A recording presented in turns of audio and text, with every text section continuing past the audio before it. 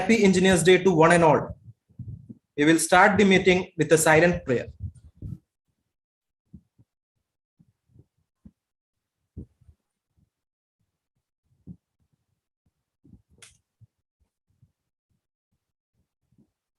Thank you. Now it is time for the presidential address. I request Engineer Anand Menon, President, Architects and Engineers Association, to deliver the welcome and presidential address. Sir, please. Good evening, everybody, and a very happy Engineers Day. Chief guest of the day, Engineer Murali Ramakrishnan, AEA members, friends and well-wishers.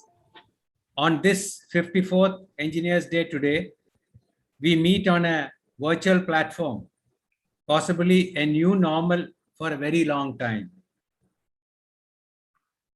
Bharat Ratna Engineer Mokshagundam Visvesvaraya, the greatest engineer modern India has yet seen, a living legend in his lifetime, would never have envisaged such a situation, I feel.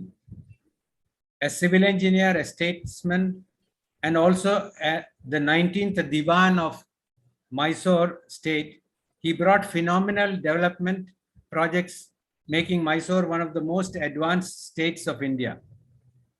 In his brief profile, which we will be shortly showing on video, we can remember this great son of India who practiced what he preached and had a practical solution to every problem.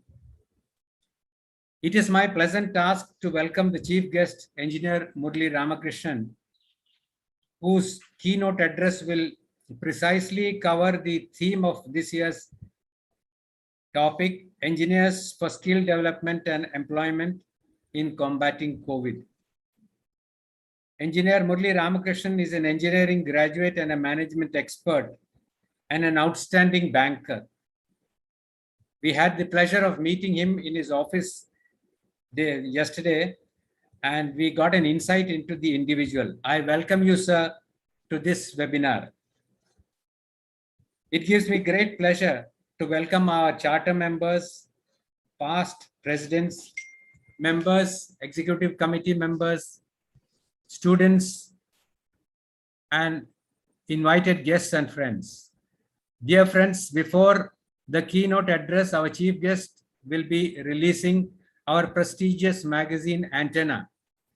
It is a quarterly publication containing articles of interest to all engineers and giving an insight into the latest trends in engineering worldwide. At this juncture, I would like to thank the sponsors who have generously contributed by advertising in the Antenna and also supporting the activities of AEA.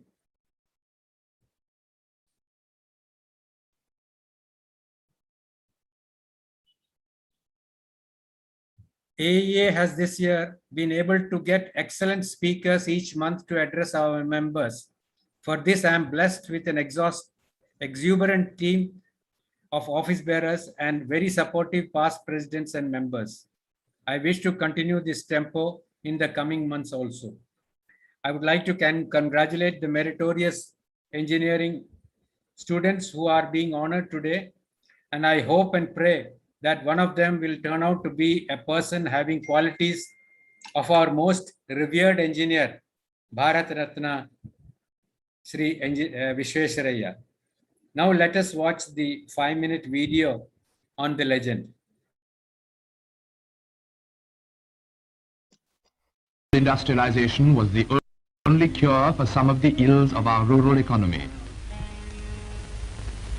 He prepared a scheme for rural industrialization, which the Mysore government accepted and implemented.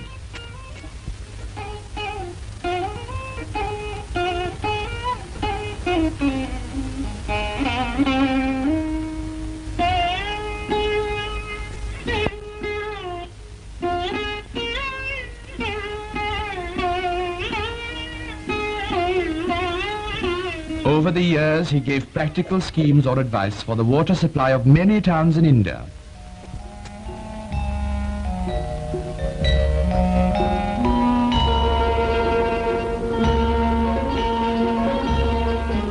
He was also responsible for the water supply schemes of Goa, Hyderabad, Sindh and Aden. Vishveshwaraya worked incessantly, preparing plans and schemes for the development of the country. He published several books and pamphlets. Waking or sleeping, he had only one thought in his mind: nation building. Vishveshwaraya traveled abroad several times. Wherever he went, his one consuming desire was to bring back technical know-how for the development of his own motherland.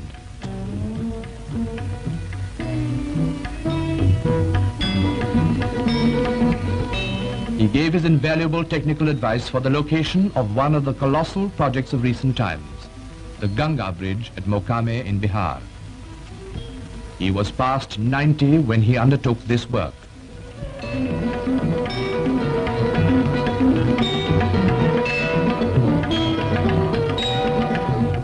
His deep interest in the industrialization of the country led Vishveshwaraya to found the All India Manufacturers Organization in 1941. Its motto, prosperity through industry. He wanted manufacturers in the country to develop initiative and build new industries with the help of modern methods of organization. As the founder president of the organization, Vishveshwaraya still keeps in close touch with its activities and gives the organization the benefit of his rich experience and wise counsel. A grateful nation has heaped honors on a man who has served the country in so many spheres. Knighthood, degrees, honoris causa galore.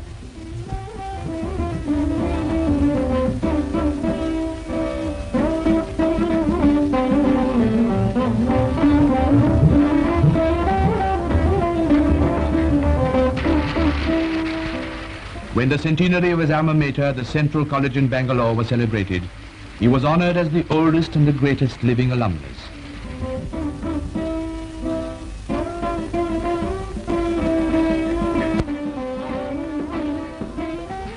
The highest honor that an Indian citizen could receive, the award of Bharat Ratna, came to him. In the citation, he was hailed as the father of the idea of planned development in India.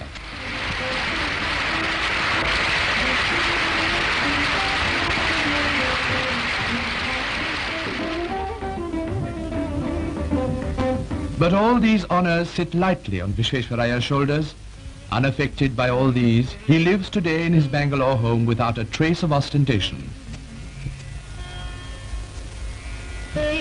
His devoted old secretary still assists him in all his work.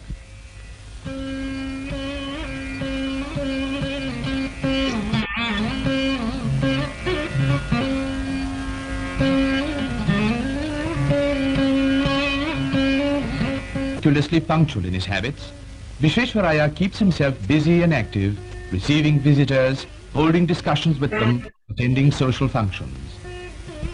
For he thinks with Ulysses, how dull it is to pause, to make an end, to rust unburnished, not to shine in use, as though to breathe were life. The one motto of Vishveshwaraya throughout his life has been, work is worship.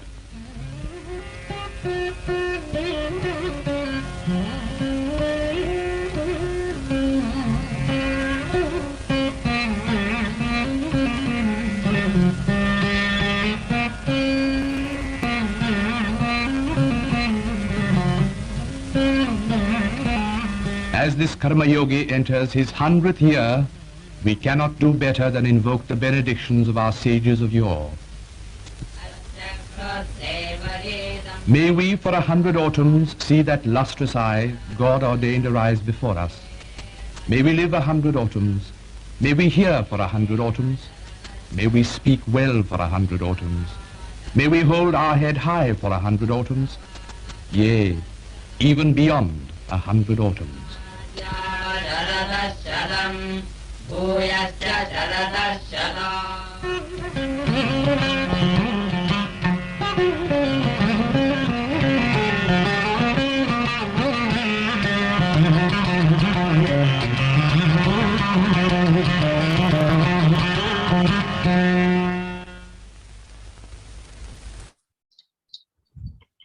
Next, We move on to introduction of our chief guest. I request Engineer Paul Joseph Katukaran, Vice President, Architects and Engineers Association, to introduce our chief guest, Engineer Murali Ramakrishnan, MD and CEO, South Indian Bank. Sir, please. Thank you. Let me introduce an eminent person to you on this day when Architects and Engineers Association celebrates Engineers Day. Engineer Murali Ramakrishnan, Managing Director, CEO, South Indian Bank, Trichy. Mr. Engineer Murali Ramakrishnan is a chemical engineering graduate, and he holds a postgraduate diploma in finance and marketing from Indian Institute of Management, Bangalore.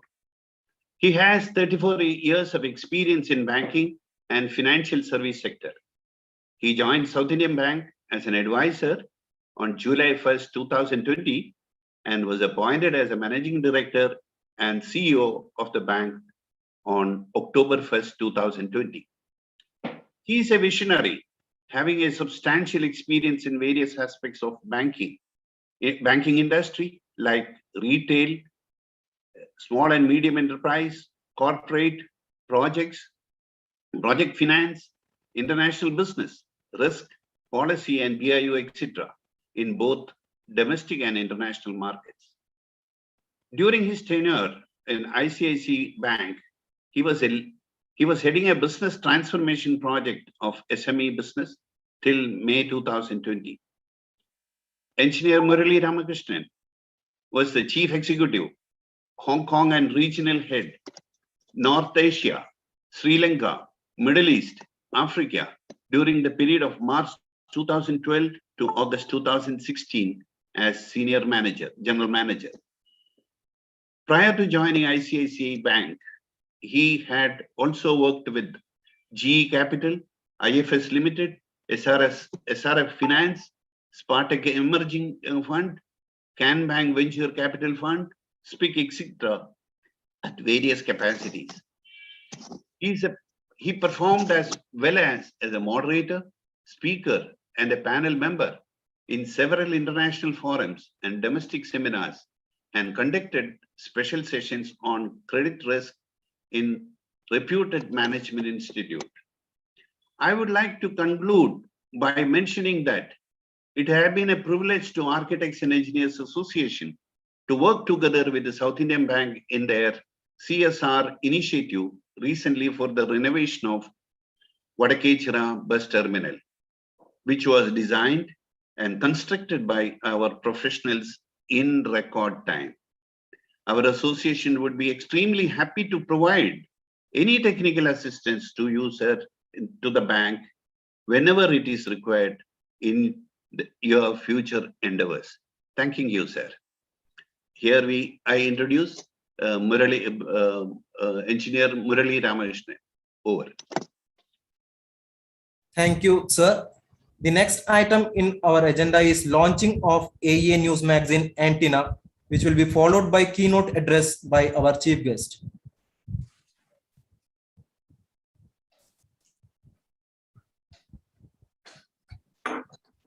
So on this 54th Engineers Day, Architects and Engineers Association proudly presents before you Antenna, the news magazine. It is an honor for the association to launch the magazine on this 54th Engineers Day. Antenna is being reintroduced this year under the knowledgeable guidance of Senior Past President VRU Menon, along with a team of dedicated members of Architects and Engineers Association. Antenna is ready and will be circulated soon. AEA would like to thank our sponsors, Prime Group of Companies, Form Builders, Double Host, ISAF Bank, Koken Builders, Swath Food Products, College of Ship Technology, Palakkad, and Thrissur Builders for their support in releasing this magazine. So we proudly present before you Antenna.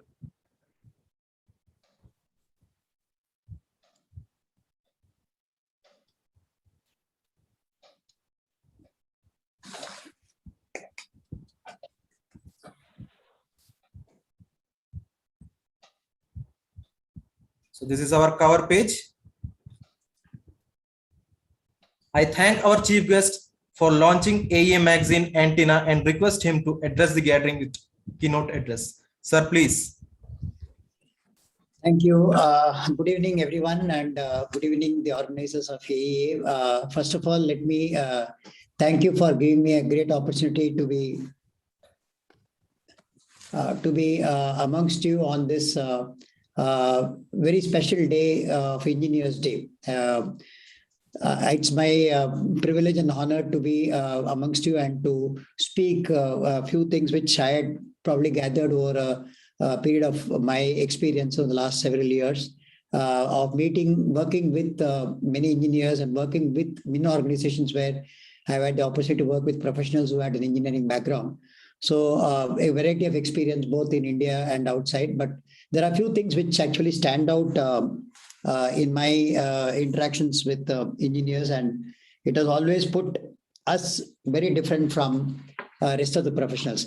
Let me first start by a very interesting which I came across. I thought I'll start my talk with why are we called engineers? It's a very interesting thing. Is it from engine? But steam engine was made only in 19th century, whereas engineering as a profession came into existence centuries before. So the word engineer has nothing to do with the word engine. Engineer did not originate in engine. The word engineer originated from ingenium, which is a Latin word meaning ingenious, meaning someone who solves problems that elude normal persons. From ingenium came engineer, I-N-G-E-N-I-E-U-R, which is a French word for engineer even now. And from it came the English word engineer. So let us be ingenious and solve problems for the society and ameliorate life of all. Happy Engineers Day. This is something which I came across, quite interesting one. And actually this puts things in perspective.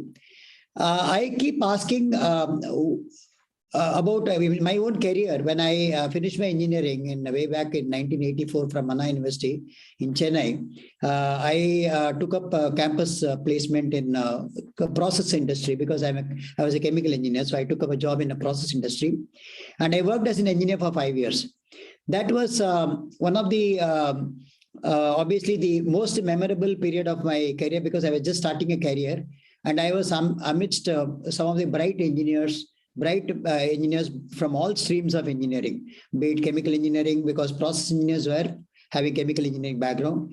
And then I came across a lot of mechanical engineers, electrical engineers, instrumentation engineers, who are all part of the plant, who are all part of the ammonia plant for which I used to work for.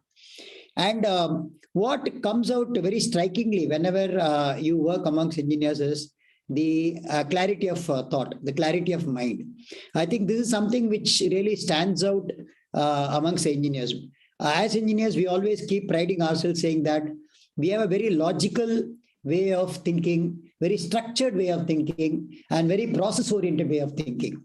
We, as engineers, we are very meticulous, extremely hardworking. I have found most of the engineers, I mean, almost without exception, you can say that they are very hardworking individuals and very meticulous and having eye for detail and clearly following a very structured way of whatever they do, whether it's a presentation, whether it's a skill impartation or training or speaking to colleagues. It'll always be uncluttered, very, very simple and clear way of communicating. This is something which stands out amongst engineers. And I think probably the reason as to why we perfectly fit in there is the way we have been trained as engineers. I think if I were to really look back as to what in the process of becoming an engineer, what really made us what we are is the level of problem solving which we get into.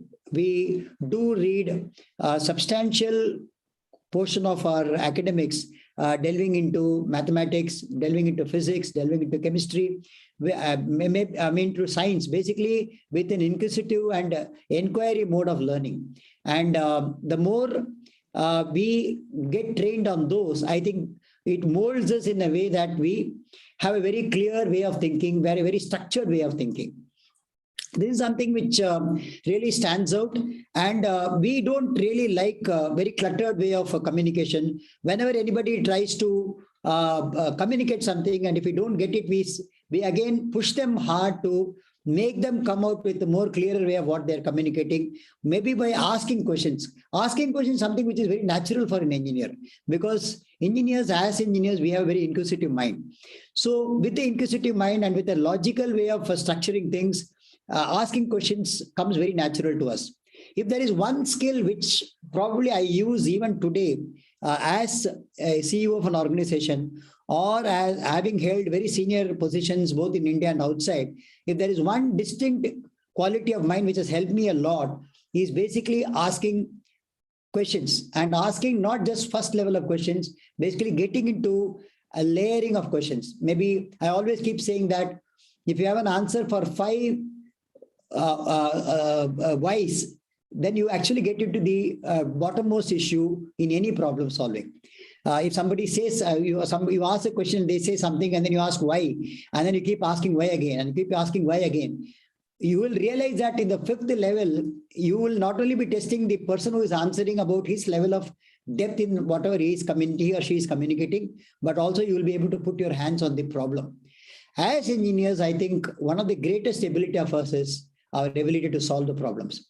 If we were to look at human history, I was just glancing through the evolution of human history and how human comforts have evolved over a period of centuries. And if you look at the quality of living of human beings in the last, let's say, 200 years, which is what is very clearly distinctly different from people who lived maybe before that.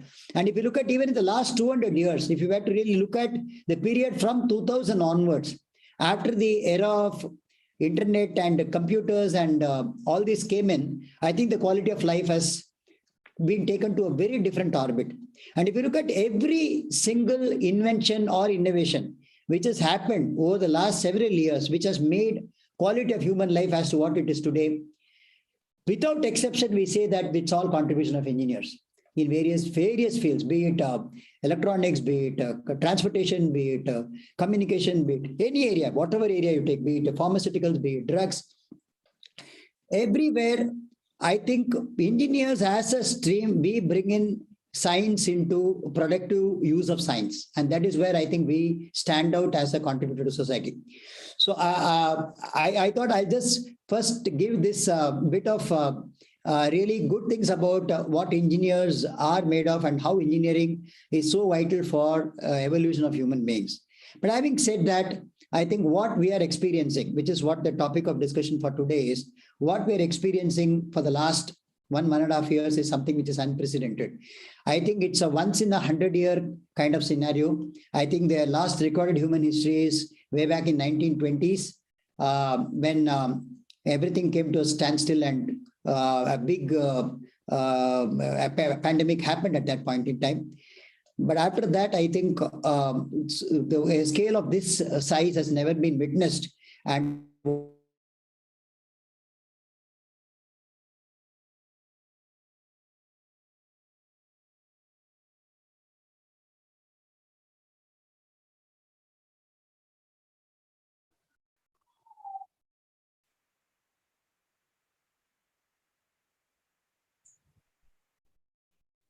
we are still in the grips of COVID-19. And what I am getting to use in my day-to-day work is something which I have never done in the last 30 years of my life.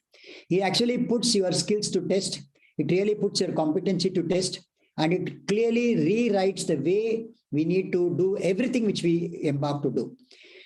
So the topic of discussion basically is how engineers, what do we do as engineers in terms of imparting skills in order to combat the COVID-19 pandemic. Let's, for a moment, just rewind and look around us as to what is happening today.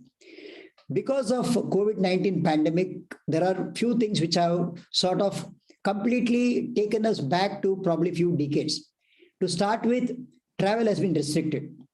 We cannot travel as much as we would want to. We cannot travel with the same ease with which we were traveling to. We just cannot decide where to travel tomorrow by thinking about it late in the evening today.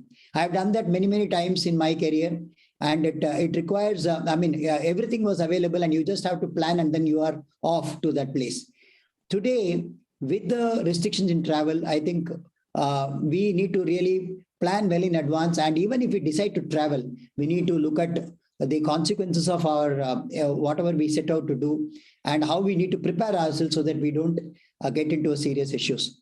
So travel has become restricted. Second, networking, which is so vital for doing business, which is so vital for camaraderie for human beings, that has been put a lot of restrictions today. You just cannot move around with people, talk to people, handshake with people, or embrace a fellow human being, because you are always scared about infection, either as a recipient or as a giver of those giver of the virus. So that has put a huge restriction in the way we move around with our own people, our own fellow human beings.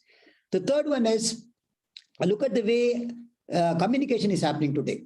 Almost all our communication, including the which I am doing now, is completely virtual.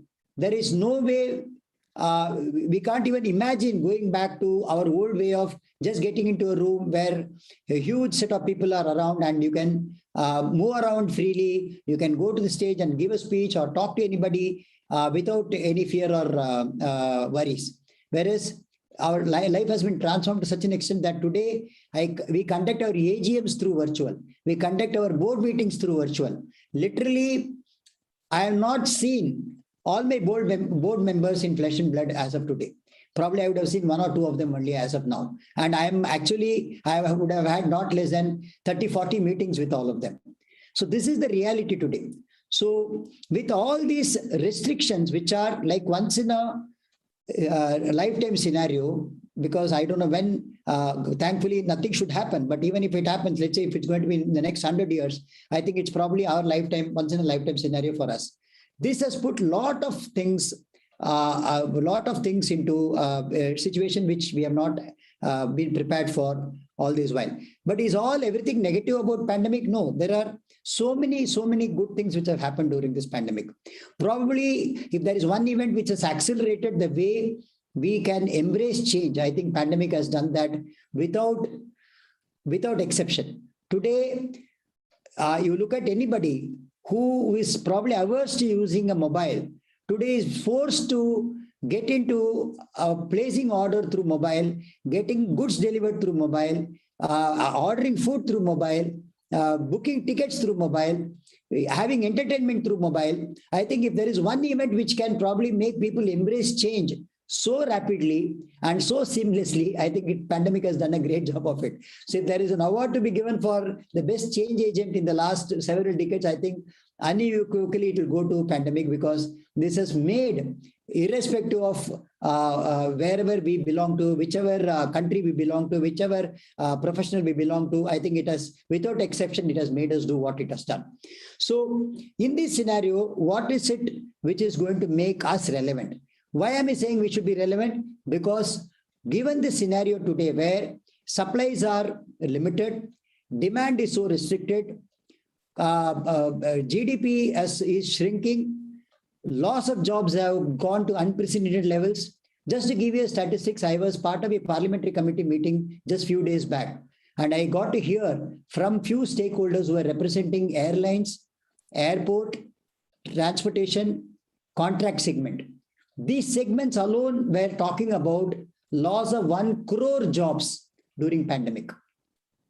So today, in this scenario where loss of jobs are happening, loss of lack of supply is there, lack of demand is there, companies are working with under most constricted environment. Clearly, it is a challenge which we had not anticipated, and therefore it calls for a tremendous amount of response from all of us. So amongst the people who get impacted, I think if there are few professionals who you can sort of pull them out to come with solutions for handling this kind of extreme scenario, definitely engineers will be counted amongst one of them. Probably one of the very few will be pulled out to find a solution for this. Therefore, since we are solution providers, we always think about how to combat a problem by coming out with a solution, a very elegant solution. I think we need to think of, as engineers, what do we need to do in this scenario in order to combat COVID-19? One of the serious things which you need to do is to prepare our people, prepare us and our people for combating this COVID by imparting the right kind of skills which are required to overcome this situation. What are these skills and how do we impart those skills? I think this is a $1 million question, which is very, very relevant, not only for banking, because that's one thing which I keep dealing with on a day-to-day basis, but also for every line of business which we are involved in.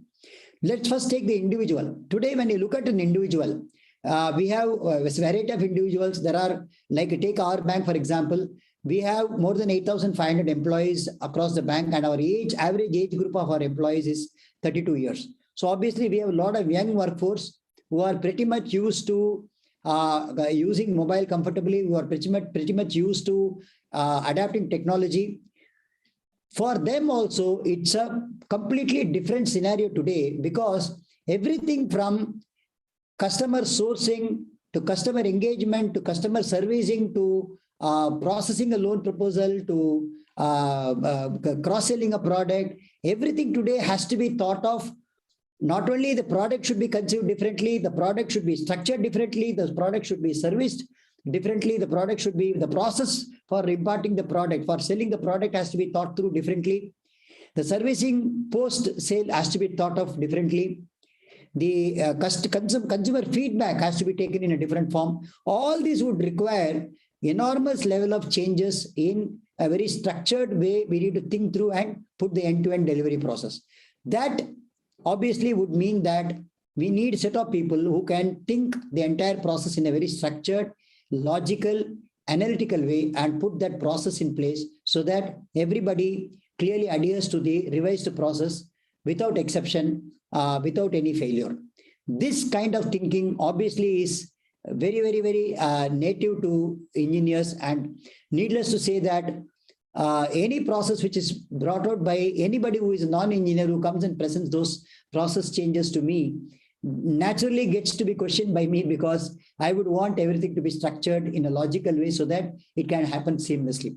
So right from banking industry to any other industry, today, what are the skills which are required? I think you need to have a tremendous amount of ability to communicate from a remote place, because today you don't have the luxury of going and meeting with customers, don't have the luxury of trying to convince a customer for using your product or service because of restricted travel, because of restricted proximity to your potential customer. So you need to have the ability to communicate with your potential customer from remote, through which you should be able to clearly articulate why he or she should be buying your product or service. So that skill, not only we should have as an individual, but we should also, if we are leading a set of people, I think we need to impart that skill to our team members so that everybody is equipped with that skill to make a difference in the way they start doing building businesses. This is one skill which is extremely relevant and important. Second skill which is extremely relevant and important is the ability to have a very structured and clean way of thinking. Because today, even if you know the product features, even if you know the service features, for you to really document them, to really communicate them in a more seamless way so that the recipient of that information understands the product or a service in the way you would want him to understand, it requires clarity in communication, it requires clarity in use of language, etc. And it also requires a very logical way of presenting the entire product proposition or a service proposition. So if you are dealing with an engineering product, if you are part of an organization which deals with a complex engineering product, you as a professional should have the ability to articulate this without exception in a very structured way, in a logical way, so that the product or the service which we are trying to sell the features have been brought out very, very clearly in a more logical and sequential way. So the reader, once he or she gets to read it, they understand it the way you want them to understand. Third thing is you need to have a good planning so that once either before the sale is made or during the sale made or after the sale, you need to ensure that planning happens in a way that the product gets delivered to the customer and they start getting to use the product, and you should have the ability to take feedback from them and try to tweak if there is any change required. Again, this requires planning, and planning definitely requires a good amount of thinking. And who else can it be assigned to other than a bright engineer? Because we have the ability to plan well in advance. We have the ability to put things in place in perspective, and we have the ability to sequence it in a way that what should happen prior to some other event, and what should happen post that event. Everything can be put in a very structured way so that this can be articulated in our sales pitch or in our communication pitch, so that the user of our product or service gets to know where he or she has to get back for giving feedback about the product or the service. So at the individual level, we find that we should be first of all willing to change. We should be adapting change. We should be embracing change. We should have an open mind to learn any new skill. This is something which is extremely important, and that's something which comes very natural to engineers. Because of our inquisitive mind, because of our curiosity, because of our ability to reason out everything, we have this natural ability to wanting to learn. If something is not understood by us, we have the natural inquisitiveness to go and figure out, deconstruct them, relook at them, and again construct them back so that we get to know exactly what it is made of and how it is going to be made use of. So that skill is something which is extremely important during this COVID period time. Next one is again communication. Again follow up and engaging with the customer, networking. All this becomes extremely important during COVID time if you are an individual. Now let's look at some of us who might be running a very small outfit. Maybe we might be running a proprietary firm, or we might be running a partnership firm. Pretty much whatever I talked about in this individual is valid for the promoter as an individual, if he's a proprietor, or promoters as partners if it's running a partnership firm. But it's not only your skills, but you need to impart these skills to the handful of people who you are working with. Today, given the fact that you are encountering an uncertainty because of lockdown situation, you may not have everything available to you. You may not have all the days available to you for delivering something. You may not have all the days available to you for producing something. You might have a situation where you have a restricted working hours, where you might have to shut shop because of pandemic situation, because of lockdown situation. So your ability to do whatever you need to do by crashing the time, by looking at a newer way of approaching the same processing, if it's a small firm, I think all this requires what we loosely call re-engineering. Again, this is a term which has been picked up because engineers have the ability to reconstruct and deconstruct. So we should have the ability to not only learn new things, but should have the ability to unlearn, to relearn, so that we can completely reconstruct the way we want the process or a product factory to set up to be run. And that is extremely important for a small firm, because every day is important and every sale is important. And if you miss the timeline by which you need to produce certain product or service, you lose the ability to make a sale. And today, more than ever, you need to ensure that whatever sale you are making, you have the ability to collect the money back so that you are not getting into a debt trap or getting into a liquidity trap.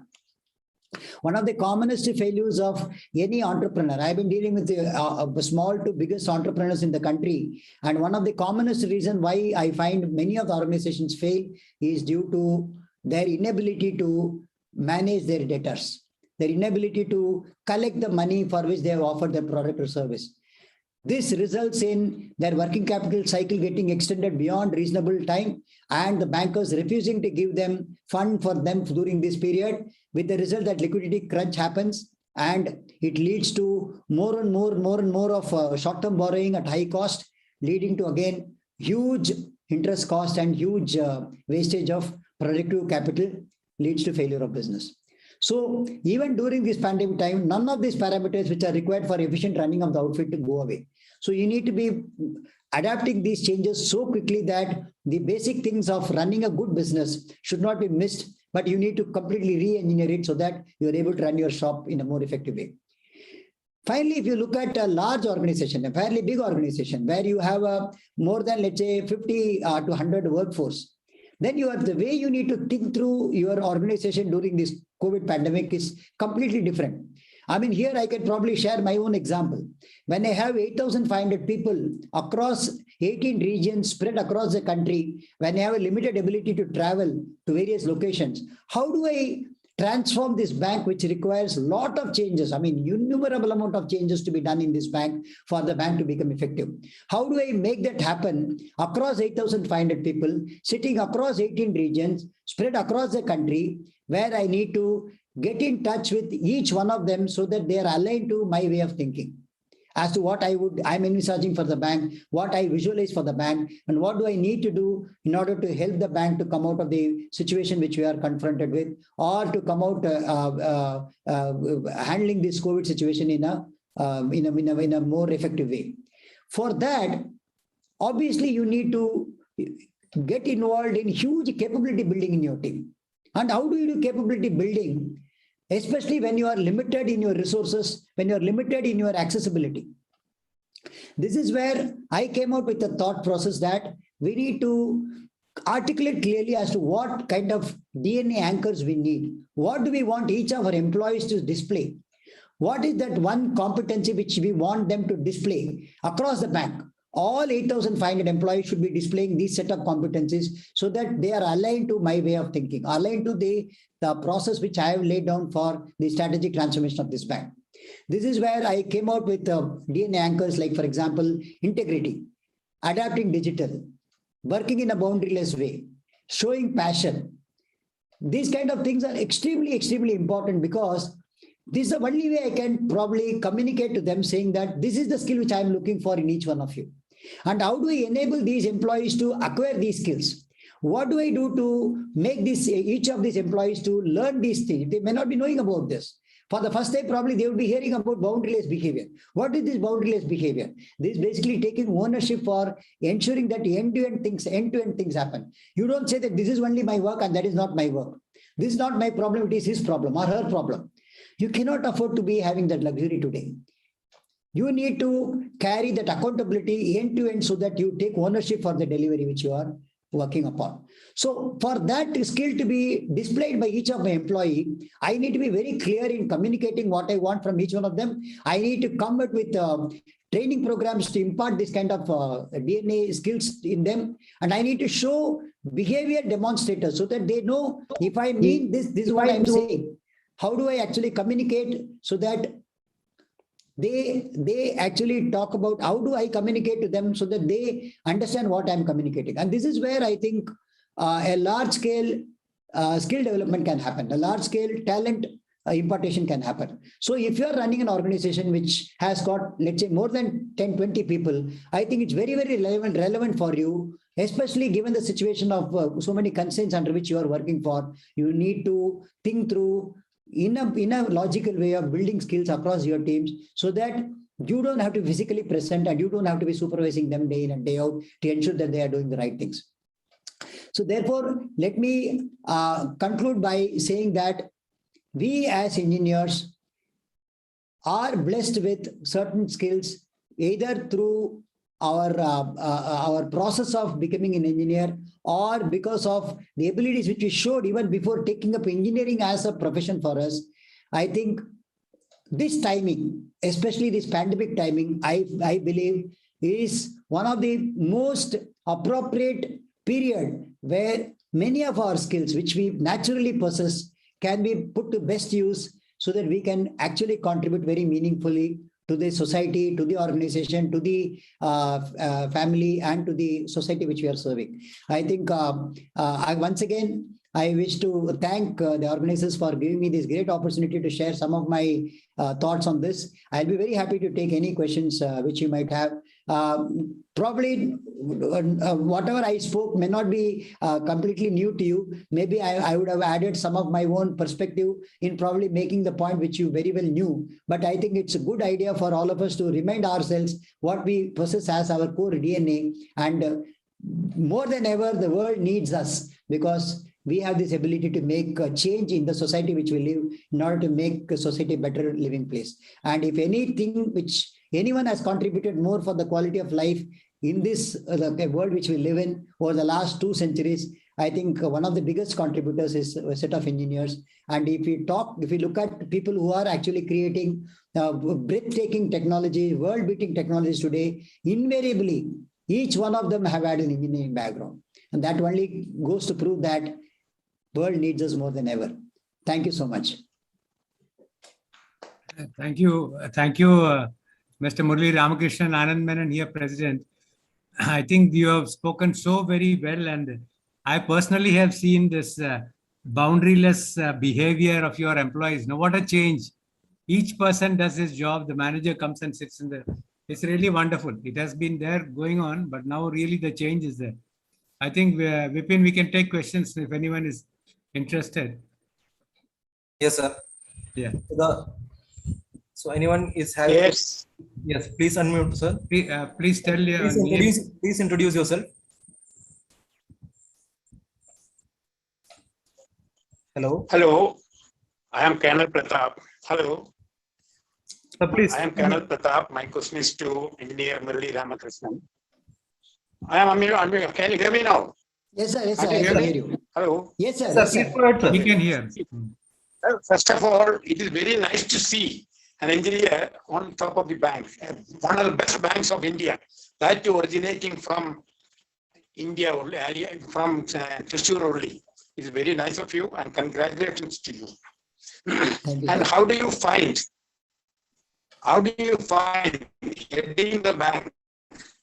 How do you find the engineering profession has benefited you throughout your career? Good question, sir. Very good question. See, when I did my management in finance and marketing way back in '91 from IIM Bangalore, I looked for jobs where I thought I should definitely make use of my engineering degree, because I had worked as an engineer for 5 years, and I had worked in one of the best processing unit in the country, where it's a very prestigious place for a chemical engineer to work, which was a company called SPIC Limited, which used to be a very flagship company of Chennai-based Muthaya Group. Unfortunately, of course, the group had got into a lot of issues subsequently, but it had a glory days, and I was part of this organization during the glory days. So since I had worked as an engineer for 5 years, when I was looking for a job, when I was looking at the campus for recruitment, after my post-graduation in finance and marketing, I was looking for a job where I'll be able to make use of my analytical skill. Because that is something which I always prided in myself. As an engineer, this is something which is very unique to us, because we have a very structured way of thinking. So I was actually looking for a job where my analytical skill will be made use of, which was actually in 3 institutions in the country. One was ICICI Limited, which was limited those days. Second one was SBI Capital Markets, and third one was Can Bank Financial Services. Why these companies? Because these companies were into project financing.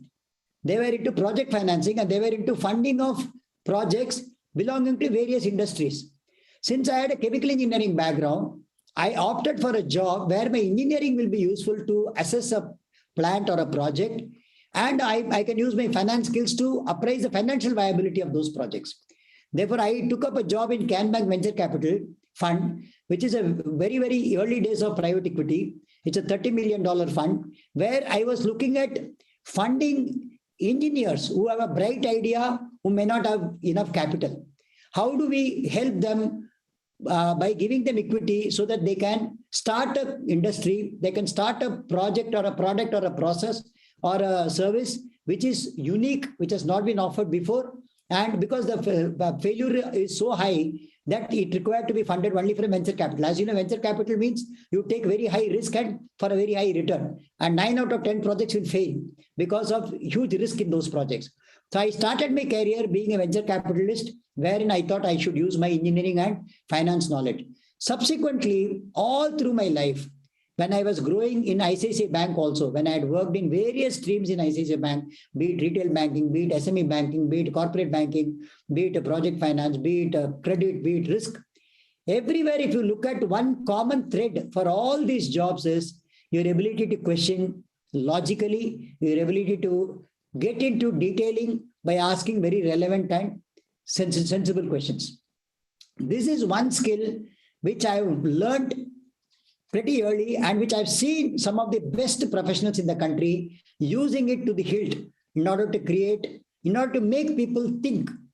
I think the biggest advantage for an engineer is by them questioning, they make people think. There are not too many people who can do that. By us asking questions, we make people to think, and thinking, is a very high order of intellect. So I think this one skill which has actually helped me. Even today, I think you can walk into SAP and if you ask any of my employees as to how they face me in my reviews, etc., I'm sure they will all be talking about my questioning ability of asking them and getting into detailing.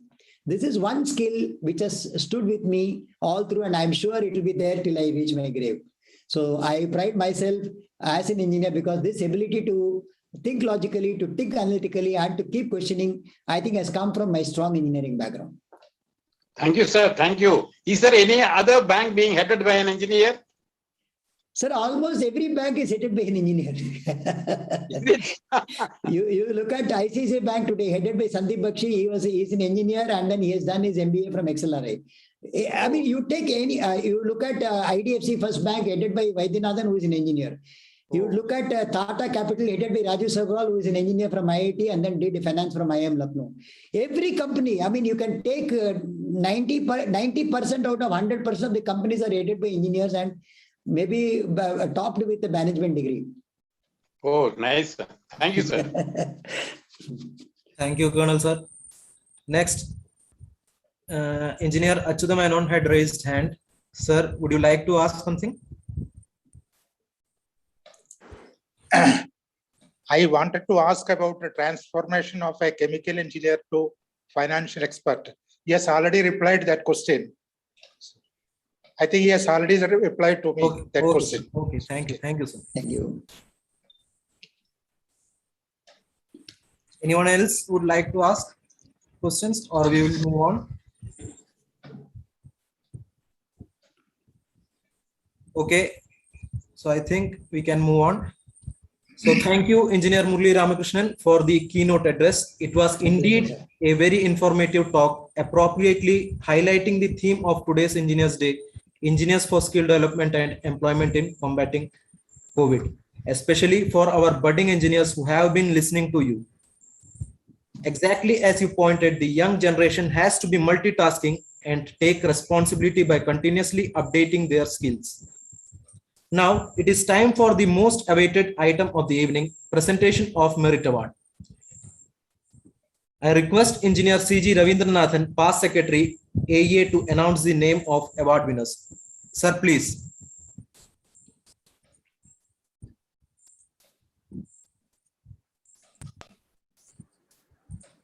Good evening, everybody. We are coming to the most prestigious part of our organization, charitable part of giving student merit awards and financial assistance. This year, being COVID pandemic, we have been in an electronic mode of operations. Hence, we have contacted 14 engineering colleges, and out of that, 10 engineering colleges responded. Government Engineering College Thrissur, Christ Irinjalakuda, Jodi, Tejas, Sahridaya, IES College Itlapalli, IES Architecture, Universal Engineering College, Nehru College and Vidya. Out of these 10, they have selected the topmost students in their meritorious priority. 9 students, that is 8 branches of engineering were in the general category and 1 endowment for the pre-finance civil student of Government Engineering College Thrissur.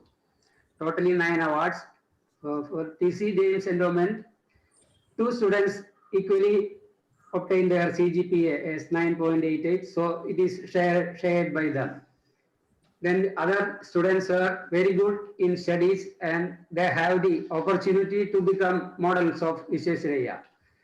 Yes, as Vishwesvaraya told everybody that I do not want to die rusting, I prefer to be burned out.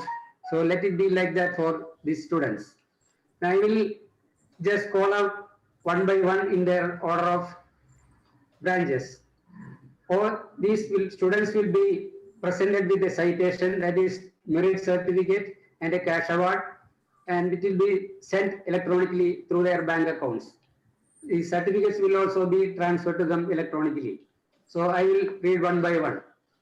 But civil branch, Rosemaria, CGPA 9.89, Christ College of Engineering, Irinjalakuda. She belongs to Kalatingara. She is now electronically contacting us from her home at Kalatingara. Wish all success for Rosemaria. Next, student mechanical engineering. Christo Justin. He is having 9.71 CGPA, Christ College of Engineering in Irinjalakuda. He is from Chalakudi. Next, electronics and electrical and electronics engineering, Sivaranjani PN. She is the topmost, 9.94 CGPA from Government Engineering College, Trichy. She is from Porkulam, Kunmangala. Next, chemical, Anandu P, 9.79. She is from Government Engineering College, Trichy, from Akikau. Next, computer science engineering, Navaneet D, 9.85 CGPA. He is from Calicut. Government Engineering College, Trichy also, Navaneet. Next is electronics and communication engineering. Navina PP. She is having 9.64 CGPA from Christ College of Engineering, Irinjalakuda. She is from Ashtamichara. Next is production. Swadi PS, 9.06, Government Engineering College, Thrissur. She is from Thrissur only. Then architecture. Roshni PR, 8.65 CGPA, Government Engineering College, Thrissur. She belongs to Pattikad. Next is the pre-final TC James Endowment Award. TC James was our life member. He has given this endowment. He is no more now with us. That is for two students equally contributing grades 9.88. Anju Hariharan from Nanmara and Divya VS from Manuti. These endowment awards will be shared by the two students. Then we have another charitable work to be done. Since 2009, we have started sponsored financial assistance to the first year student of Government Engineering College, Trichy. This year we have selected Tirtha R, first year S2 Civil Branch, Trichy Government Engineering College. She belongs to Calicut Vadagara. She is operating electronically from there now. This amount will be transferred to their bank account and inform college also. Proper acknowledgement will be given by them. So these are the merit awards awardees. Thank you for their presence. And I request the topmost Sivaranjini to have a token of appreciation, have a toast for them. Sivaranjini, please. I'm audible. Yeah, please go ahead. A very good evening, everybody. It has been more than 1.5 years since we gathered somewhere for a formal meeting. I mean, I had almost forgotten how it used to feel to go on stage and get an award. And Ravindranath sir has been constantly contacting me. I really felt really honored that amid the pandemic, we are getting an opportunity like this. If not physically, at least virtually, we could contact and see everybody and have a nice time. Firstly, I would really like to appreciate Architects and Engineers Association for organizing such a beautiful event in spite of all the restrictions of the pandemic. I really feel honored that I could put across a few words on this auspicious day in front of all these people I can see on screen, all these big engineers. Being an engineer has been a kind of chance event for me, and I know for a lot of others as well. But in these 3 years, I have evolved to understand what a noble profession I've got into. I mean, you ought to have a lot of dedication, hard work, and accuracy to be an engineer. You have to constantly evolve with the latest technology and all that. That is what we are seeing in the last year. We have found ways to get in touch with everybody, virtually, if not physically. And my college, GEC Thrissur, it is the best thing that has ever happened to me. The happiness and pride that I have when I take that name speaks it all. That strong basement on which you stand is what GEC gives you. The positivity, that love, the knowledge, that positive vibe. We are missing all that. This 1 year has been a very difficult year for all of us. And the efforts of the faculty of GEC and all those colleges, Christ and all the colleges are taking to instill that technical feel into the students' minds in this tough time is really worthwhile to mention. I'm speaking on behalf of representing all the student winners of the evening. I would like to say a big thank you on all of our behalf for organizing such an inspiring event, for remembering us, and for appreciating our academic achievements. This is definitely going to be a very beautiful memory for all of us. And in a short while, when we'll be holding respectable positions in big firms, and when we'll be conducting this kind of events, we'll definitely keep all these things in mind, like how we have to move on in spite of all the obstacles that is going to come in front of you. I wish everybody a very happy Engineers Day, and may we all be able to do our part perfectly well and serve the society for the betterment of the people. Once again, thanking all the organizers and wishing you all a very good day. Thank you so much. Be safe. Thank you. Ranjini, you spoke extremely well. Yeah, extremely well, extremely well. Yeah, you are And too. I think Mr. Murali sir has noted this in his Yes. recorded it. Very good. Yes, sir. Vipin. Okay. So congratulations to all our award winners. As Engineer C.G. Ravindranathan mentioned, you all will be receiving your cash awards in your accounts and certificates to your email address in a couple of days. Now it is time for presentation of memento. I request our President, Engineer Anand Menon, to present a memento to our chief guest as a token of gratitude and appreciation virtually. On behalf of AEA, I would request Engineer Murali Ramakrishnan to kindly accept a token. Thank you, sir. Thank you so much. It's really nice of you to give me this. Thank you so much. Thanks a lot. Thank you, sir. Now it is time for vote of thanks. I request our Secretary, Engineer Thampi KS, to propose the vote of thanks. Sir, please. Thampi, sir. Hello. Thank Yes, you. you are audible.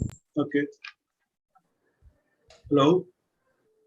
First of all, let me thank our distinguished guest, Engineer Murali Ramakrishnan, Chairman and Managing Director, South Indian Bank, for delivering a very informative and enlightening speech on the subject Engineers for Skill Development and Employment in Combating COVID on this auspicious Engineers Day. I take this opportunity to congratulate the Merit Award winning students of engineering colleges who stood first in the university examinations. I wish them all success in their future. Also, my sincere appreciation and gratitude to our beloved President, Engineer Anand Menon, Engineer V.R.U. Menon, Chief Editor Antenna, and Engineer C.G. Ravindranathan, and other members of Executive Committee for their valuable contributions in making this Engineers Day celebration a grand success. Thank you all who participated in this program. Thank you. Thank you, Engineer Thambi. Now it's time to conclude. I thank all of you for joining us. The meeting will be adjourned with the permission of chair after the national anthem. Please play the national anthem.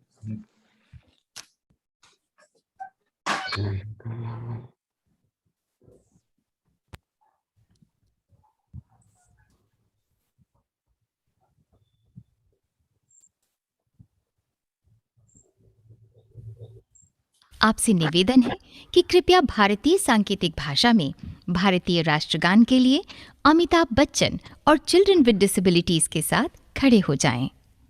पृष्ठभूमि में लाल किला है। Screen पर 3 jet विमानों का धुआं नीले आकाश में भारतीय तिरंगे झंडे सा प्रतीत हो रहा है।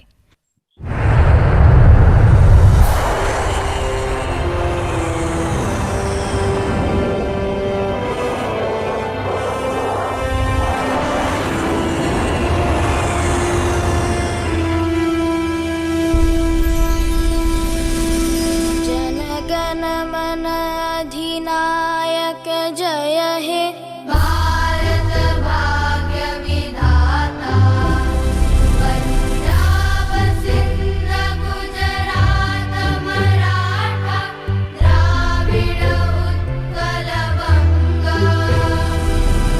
विंध्य हिमाचल यमुना गंगा उज्जल जलधि तरंग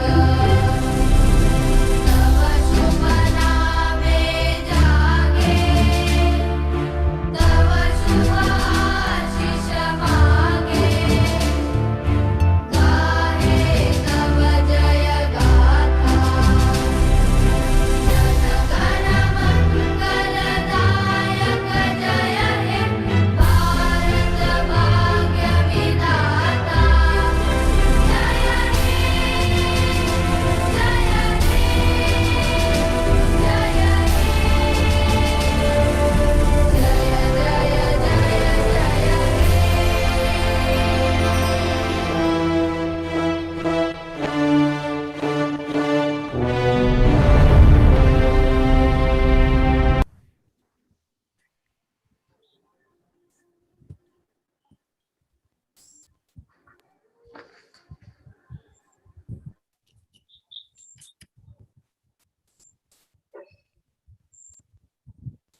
Thank you, sir. So we can conclude, sir. Thank you very much. The meeting is adjourned. Thank you.